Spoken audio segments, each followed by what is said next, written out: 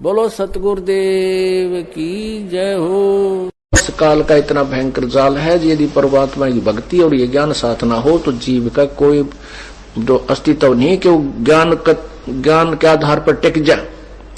एक ऋषि था,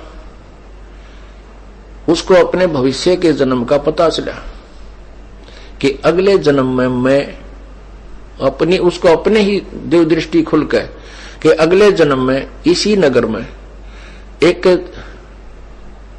व्यक्ति के घर जो सूर है, सूरी है, उस सूरी के घर के पेट गर्भ से मेरा जन्म होगा और उस सूरी के माथे पर गांठ है अच्छी मोटी और उसके ही गर्भ से मेरी मृत्यु के बाद उसके गर्भ से जन्म होगा और मेरे सिर के ऊपर एक बहुत काला सा मोटा एक अलग से निशान होगा।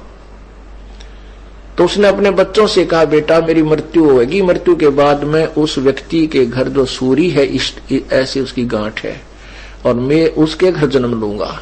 एक काम करिए तुम, उसने मोल लेकर उस बच्चे को मोल ले लेना और मुझे मार देना, उसको मार देना, मेरी मोक्ष हो जाएगा।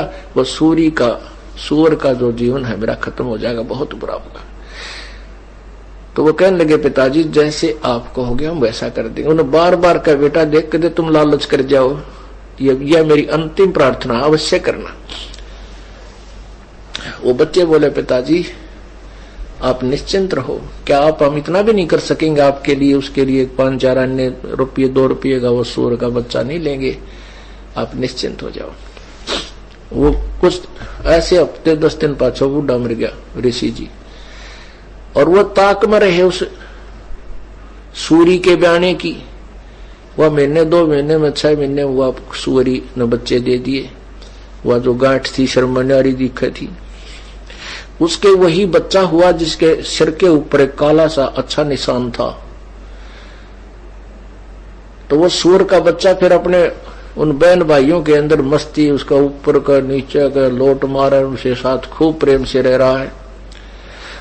अब वो बच्चे गए उस व्यक्ति से कहा, भाई ये बच्चा हमने मोल दे दे तू। उसने कर लिया, सौदा ले लिया।